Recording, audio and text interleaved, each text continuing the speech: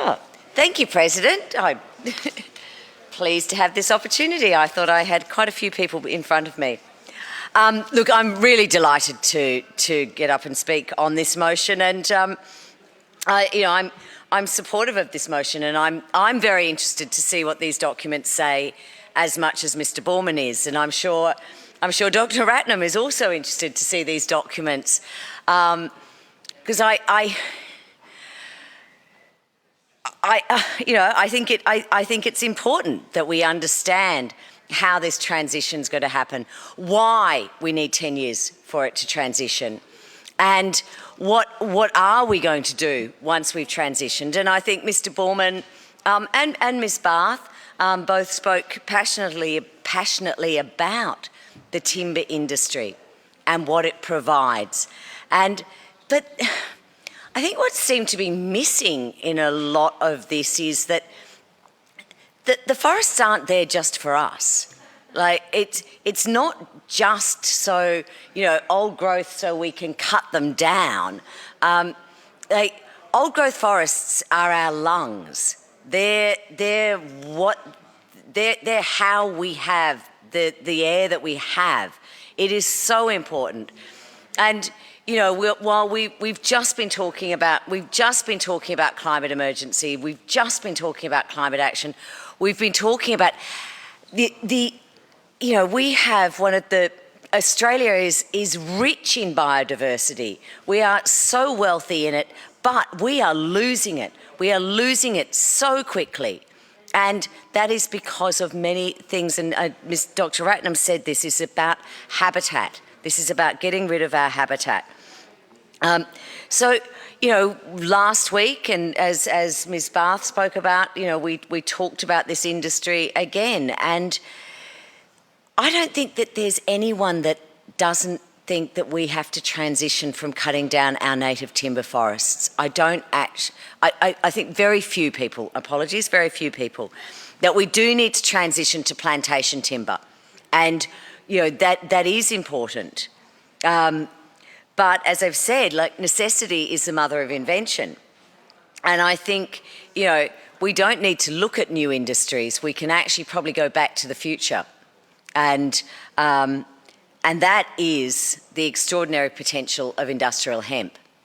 Now, we've been talking about 30 years. We've been talking about planting a tree and the plantation timber. It's going to take us 30 years. This is why we've got to take so long to do this transition. Yeah, how about hemp? 30 days, 3 months, 90 days. 90 days I can get you the pulp that you would be using from the native timber. I can get you the fibre. I can get you structural 2x4 beams out of hemp. And I can do that in 90 days.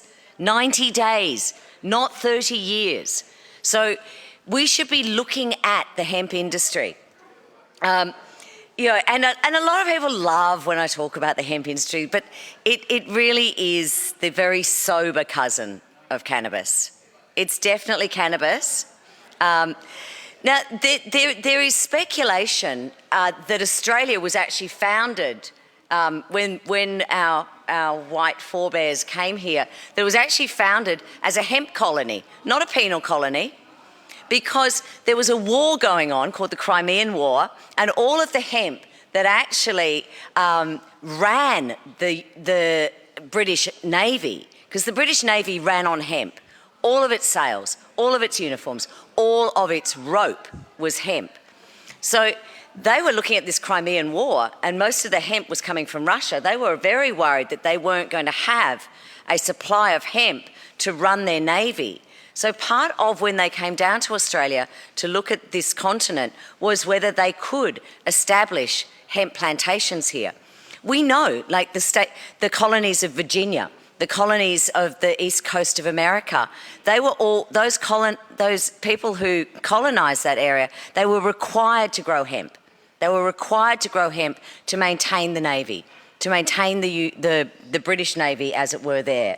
We're seeing this in other countries. We're seeing Germany, we're seeing Canada, the United States invest big money in hemp as fibre,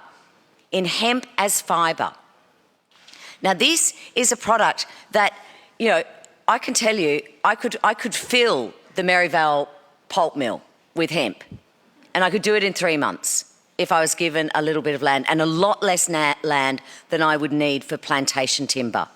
When I say I'm speaking in a very, very big picture way.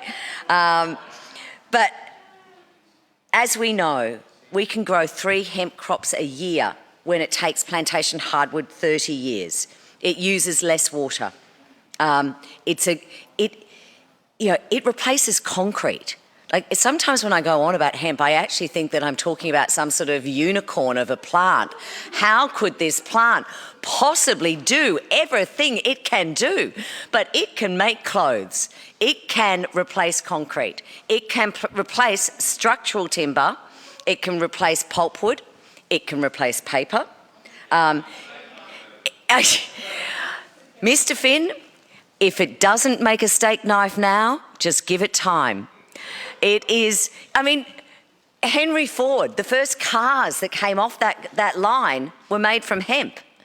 You know, this is quite a remarkable product. So while I'm very interested in this documents motion, and I'm interested because I think I'm going to be disappointed, I don't think hemp's going to be in those documents. I don't think those documents are going to be made from hemp, but they could have been. You know, we could have been replacing that paper with hemp paper. In fact, I would suspect probably some of our early documents of this Parliament in 1856 actually had a bit of hemp in them. Did I mention pet food? You can actually use hemp as pet food. Cosmetics. I've got actually a whole list here.